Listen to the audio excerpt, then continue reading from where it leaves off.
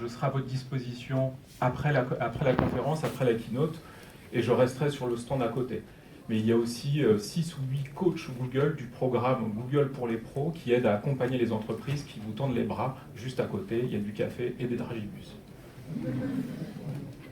Alors, pour entrer dans le vif du sujet, d'après vous, qu'est-ce que c'est ? Est-ce que déjà dans la salle, tout le monde connaît Google Trends ou Google Tendance des recherches ? C'est un outil qui vous permet de voir qui écrit, qui recherche, combien de fois, tous les mois, depuis des années jusqu'à l'année prochaine sur Google. Donc là, c'est ni plus ni moins la progression de recherche du terme entreprendre sur Google. Donc en 2009, côté digital, ça s'est réveillé d'un coup. Juste pour illustrer le fait que ce qui se passe dans la vie réelle se passe de la même manière sur le digital, souvent de manière un petit peu décalée. Ça peut commencer d'abord sur le digital et après arriver dans le monde réel. Mais il y a une vraie corrélation, ce n'est pas deux mondes à part. Ce que vous faites hors du digital et ce que vous faites bien, il faut faire la même chose sur Internet et en parler. Ça va être extrêmement simple à mettre en place. Moins simple, ce qui se passe sur le digital, c'est ça. Là, c'est tout ce qui se passe en 1 minute tous les jours sur Internet. C'est un monde qui bouge tout le temps. Comment être visible dans un océan de données où, par exemple, 4 millions de recherches sont effectuées sur Google toutes les minutes et 72 heures de vidéos sont uploadées, téléchargées sur YouTube toutes les minutes. Le challenge va être là. Y être, c'est bien, c'est le b.a.-ba, c'est indispensable. Y être visible, ça va être plus compliqué. Imaginez toujours les internautes comme plein de navigateurs sur des bateaux au milieu d'un océan. Plus vous aurez d'îles, plus vos îles deviendront des archipels et plus vous créerez un continent de plus en plus grand avec des sites, des blogs, des pages sociales, des dispositifs digitaux, plus vous serez visible par ces différents internautes qui sont comme vous, comme tout le monde, un petit peu perdu face au digital, puisque ça bouge tout le temps, ça grossit tout le temps, c'est vivant.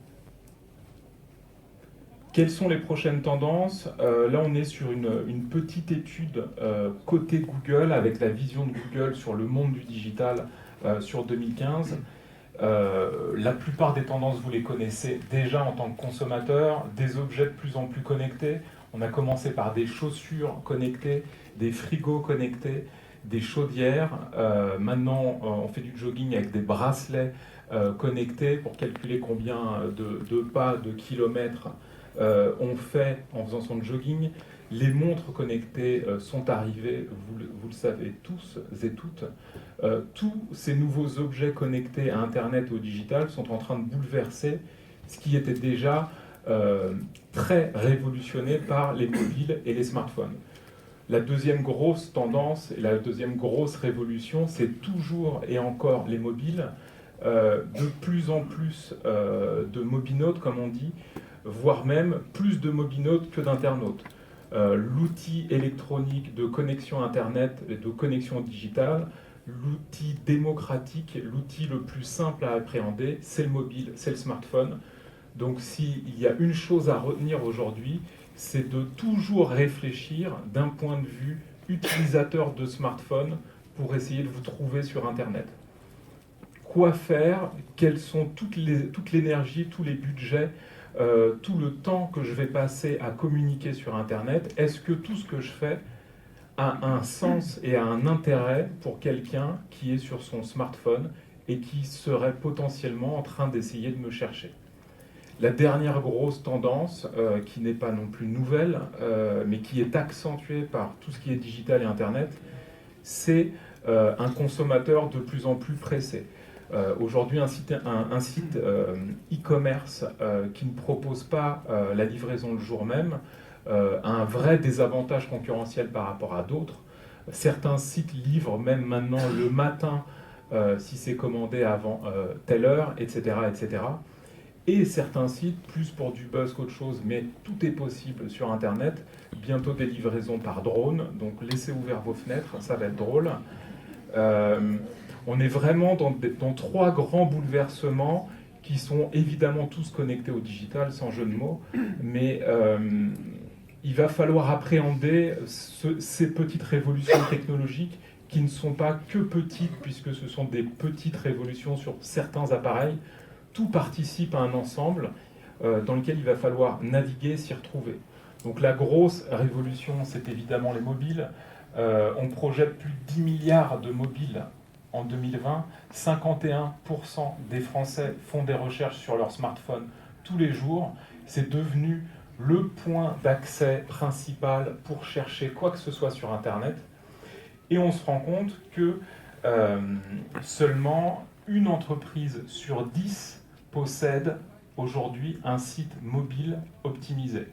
C'est pas pour vous faire peur, au contraire, moi ça me donnerait de l'énergie puisque c'est plein d'opportunités pour vous si vous démarrez aujourd'hui et si vous décidez de vous orienter d'abord et surtout sur une configuration qui vous permet d'être très bien optimisé pour les mobiles.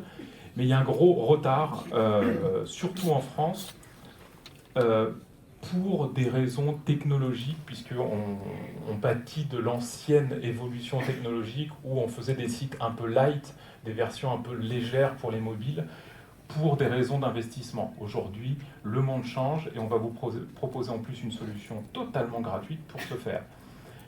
Les mobinautes ne sont pas juste digitaux, ne sont pas juste virtuels. Internet par l'intermédiaire d'un smartphone renvoie dans la vie réelle, renvoie vers les entreprises. Les mobinautes cherchent essentiellement des entreprises locales. Qu'est-ce que ça veut dire? Ça veut dire que via leur téléphone, comme il y a une puce GPS à l'intérieur, qui permet de savoir où on est tout le temps, les moteurs de recherche, les outils publicitaires, toutes les applications vont toujours promouvoir le plus proche de l'internaute, le plus proche du mobinaute. Ça veut dire que ça renvoie du trafic, des contacts, des prospects, des demandes de devis, des appels téléphoniques directement sur le lieu de vente. 59% des mobinautes qui ont cherché via smartphone une entreprise ont rendu visite à l'entreprise, 45% ont contacté l'entreprise, 38% ont effectué un achat. Donc on est vraiment dans un basculement des mœurs où on commence à chercher sur mobile et puis sur bottin, les plus jeunes ne savent pas ce que c'est. Tout a été bouleversé parce que cet appareil a rendu démocratique la connexion et la recherche d'informations beaucoup plus que les autres. Les Français vous attendent, ils sont ultra connectés, on a dépassé, et encore ce ne sont pas des stats extrêmement fraîches, plus de 5 heures passées en moyenne sur Internet, 4 heures sur ordinateur et déjà plus d'1 heure sur mobile. Plus de 54 millions d'internautes en France, on est à 83% de taux de pénétration de la population, 92% sont connectés tous les jours à Internet.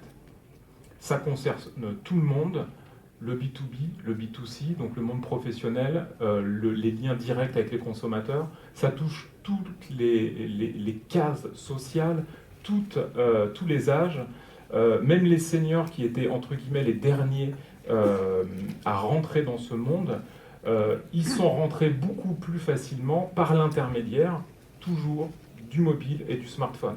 C'est un appareil beaucoup plus simple pour appréhender l'informatique, et même quelqu'un qui n'a pas évolué avec l'informatique ou qui n'est pas rentré dans l'informatique pendant sa jeunesse peut rentrer très facilement par l'intermédiaire d'un smartphone sur Internet et trouver de l'information. D'autant plus que maintenant, il n'y a pas trop le choix pour rester en contact avec les petits-enfants. Vaut mieux être connecté et vaut mieux être sur certains réseaux sociaux. Les Français vous attendent avec impatience. On a vu qu'ils étaient très connectés. Qu'est-ce qu'ils font? 7 internautes sur 10 cherchent des professionnels tous les mois. 6 Français sur 10 achètent en ligne. On est dans des proportions totalement inversées côté entreprise. Il y a beaucoup d'attentes des consommateurs, des mobinautes, des internautes. Côté entreprise, le monde de l'entreprise est un peu à la traîne pour des raisons financières, mais aujourd'hui, il y a des solutions assez simples à mettre en place pour répondre à toute cette attente des consommateurs. Ces consommateurs cherchent des informations en fait assez simples. Là aussi, on n'est plus à l'ère du bottin, mais ce qu'on cherchait dans l'ancien monde que je connais, on le cherchait sur un bottin, on le cherchait sur un Minitel. Là aussi, les plus jeunes ne vont pas comprendre mes blagues. Aujourd'hui, via un smartphone, on cherche tout simplement les mêmes informations, c'est-à-dire les grands basiques, le nom d'une entreprise, le nom d'une boutique, le nom du contact d'une entreprise, l'adresse. L'adresse via un mobile, ça veut dire aussi l'adresse pour pouvoir se rendre à cette adresse via un logiciel de navigation, d'itinéraire. Évidemment, les grands classiques, les produits, les services, le prix. Faut pas chercher plein de choses compliquées. Déjà, si vous arrivez à afficher ce type d'informations très simple, de manière efficace, optimisée pour les différents écrans, ordinateurs, tablettes et mobiles, vous aurez déjà fait un énorme pas dans le digital. C'est tout simplement ce que cherchent les internautes, plutôt les mobinautes. Quelle solution s'offre à vous? On va vous parler d'une solution maison, comme de par hasard Google, qui va vous proposer une solution pour être visible très rapidement, très simplement sur Internet et surtout, évidemment, sur le moteur de recherche Google. On n'est pas là pour vous dire d'arrêter de faire un site Internet, d'arrêter d'investir sur des pages sociales, etc. Comme je vous l'ai dit en introduction, plus vous aurez de présence digitale, de sites, de blogs, de pages sociales dédiées à votre marque, à votre entreprise, à vos services, à votre cœur de business, plus vous serez visible. La difficulté, c'est que certaines solutions ne sont pas forcément compatibles sur tous les écrans. Un grand avantage d'être sur les réseaux sociaux, c'est que vous allez utiliser la technologie qui va avancer avec l'évolution du digital et tout sera optimisé pour l'utilisateur. Faire son site soi-même, c'est toujours un vrai investissement du temps et c'est compliqué puisqu'il faut faire évoluer très régulièrement son site internet et il faut le rendre visible. Vaste sujet, je n'irai pas vers le référencement. La solution que nous vous proposons aujourd'hui, entre autres, c'est une solution qui s'appelle Google My Business.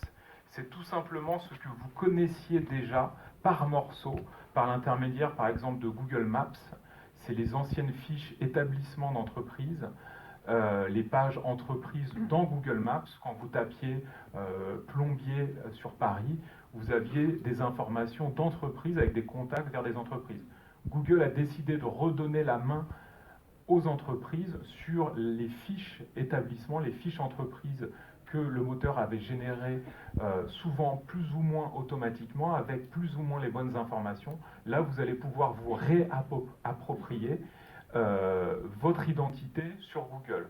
C'est totalement gratuit, ça va vous permettre de créer une fiche avec les bonnes informations et plein de choses d'autres que je vais développer juste après.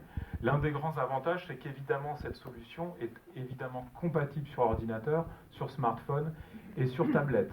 Vous ne vous embêtez plus avec la technologie, c'est Google qui développe, met à jour son outil et sa plateforme pour que ça marche pour tout le monde dans les meilleures conditions. Cette solution, concrètement, ça apporte aussi un point de visibilité assez impressionnant quand on connaît le monde du référencement. Google vous réserve la colonne de droite s'il considère que votre page Google My Business est la réponse la plus pertinente. Dans quel cas cette réponse semble la plus pertinente pour un moteur de recherche? Tout simplement quand quelqu'un cherche le nom de votre entreprise. Ça veut dire que si votre nom d'entreprise est évidemment pas utilisé par 52 autres entreprises, vous avez toutes les chances d'être bien positionné dans le moteur de recherche et normalement d'être positionné directement dans la colonne de droite de Google. Vous avez déjà vu ce type de résultat, par exemple, quand vous cherchez un film, un acteur, de la musique, etc., etc. Cette colonne de droite est de plus en plus réservée à du contenu, à de l'information, avant même d'aller sur le site en question. Donc souvent, il y a des extracts de Wikipédia, il y a des horaires, il y a des numéros de téléphone d'un magasin, etc. C'est la même logique. Là, dans votre fiche Quand vous aurez rempli votre fiche Google My Business, vous aurez donné le nom de votre entreprise, les horaires d'ouverture, le numéro de téléphone, etc., etc. Tout s'affichera directement dans Google. Donc là, on répond à plusieurs révolutions. Un consommateur de plus en plus pressé, avant même d'aller sur un site tiers ou le vôtre, il a déjà les informations les plus importantes pour vous contacter directement ou se rendre directement dans votre boutique. Et en même temps, vous êtes directement visible le mieux possible, dans les meilleures conditions possibles, directement dans le moteur.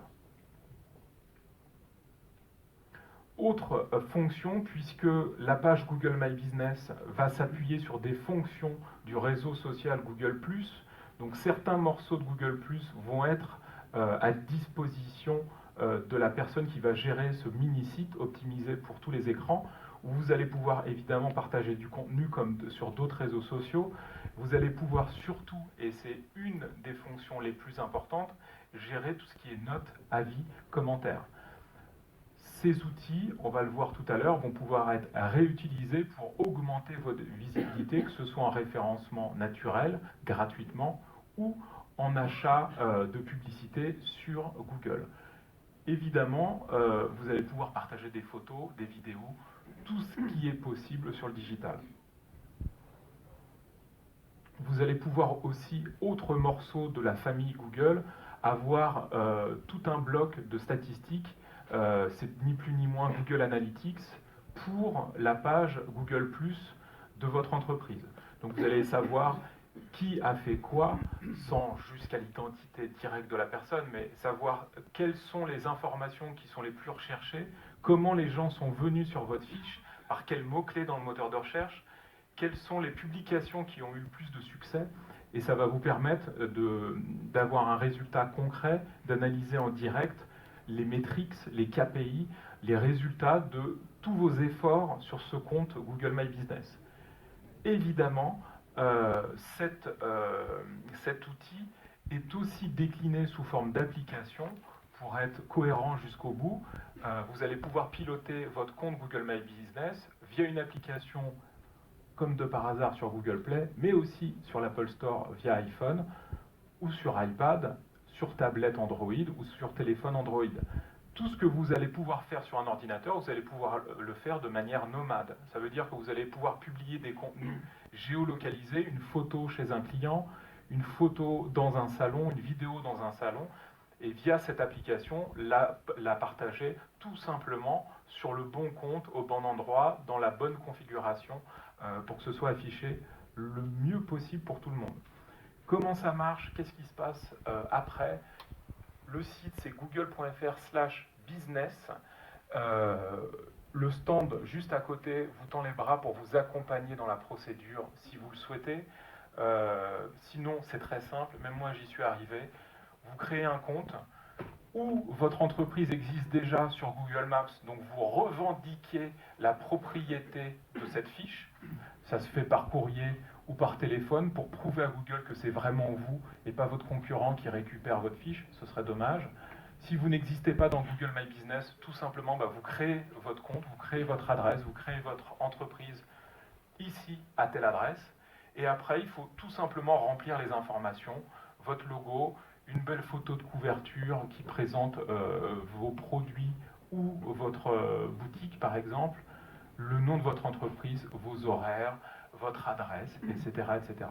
C'est très simple, sincèrement, en 5-10 minutes, c'est fait. Et vous avez une vitrine compatible multi-écran avec une intégration dans le moteur de recherche Google très très facilement. Ça, c'est la première étape, visible et actif sur le web, donc visible via, par exemple, une page Google My Business. Comme on l'a vu, Google My Business va être très utile pour être visible sur le terme de recherche, le nom de votre entreprise, mais on le sait tous et toutes, les internautes vont chercher plein d'autres mots-clés, vont poser plein d'autres questions. Pour être visible sur ces mots-clés, sur ces questions, il va y avoir d'autres solutions. Vous pouvez travailler évidemment en référencement naturel, vaste sujet, ça peut prendre du temps. une solution peut-être plus rapide et plus simple, en tout cas extrêmement ciblée et gérable en temps réel, c'est Google AdWords. Google AdWords, c'est quoi? C'est tout simplement la régie publicitaire, l'outil publicitaire qui permet d'afficher les fameux liens sponsorisés, les réponses sur Google où vous voyez annonces dans un petit rectangle orange, qui sont souvent avant les réponses naturelles, en haut à gauche ou dans la colonne de droite. C'est un outil extrêmement simple à mettre en place puisque à la base ça a été créé pour les chefs d'entreprise, pour les entreprises. Avec leur carte bleue, ils pouvaient lancer leur campagne de publicité très facilement sur Internet pour être visibles sur les 5, 10, 15 mots-clés les plus importants pour leur cœur de business. Petit rappel où ça s'affiche. Tout en haut à gauche, vous avez un exemple sur une requête, par exemple, d'un nom de restaurant situé à Lille, l'Huîtrière. Vous avez la fourchette qui a acheté de la publicité sur le nom de ce restaurant. Juste en dessous, vous avez ce qu'on appelle les résultats naturels, donc le site officiel de l'Huîtrière, et en dessous, le TripAdvisor et toute la bande. À droite, vous avez la fameuse intégration Google My Business, où pour Google, c'est la réponse la plus pertinente.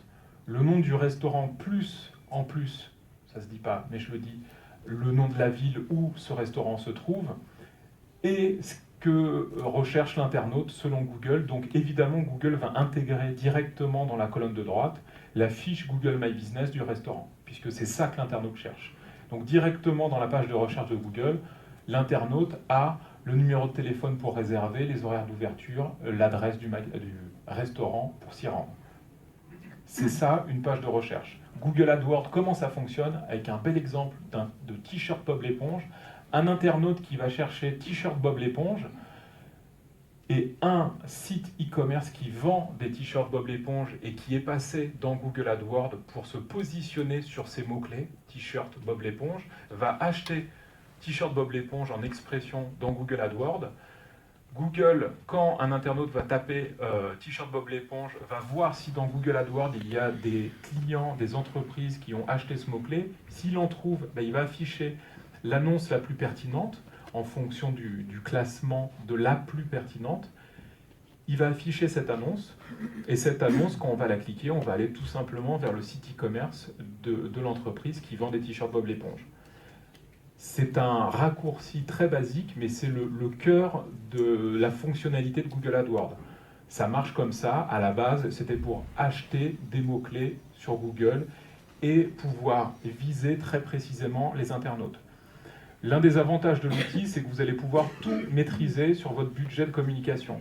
Vous choisissez combien le clic va coûter au maximum, dans quel que soit le cas de figure. Vous allez choisir combien vous allez vouloir dépenser d'argent sur ce budget de communication sur Google par jour, dans sa globalité.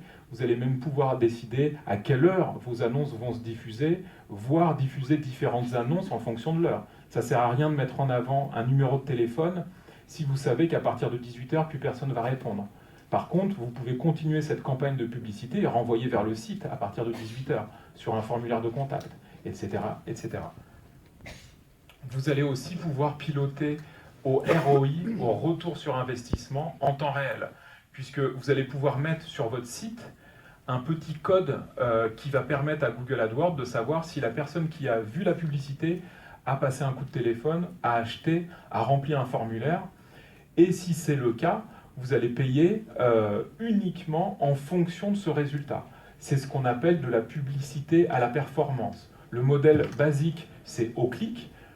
Tout clic vous est facturé quelques centimes, mais on peut travailler bien au-delà du clic, avec différents outils d'analyse statistique et ce petit code de suivi juste à mettre dans la dernière page du tunnel de conversion sur votre site internet.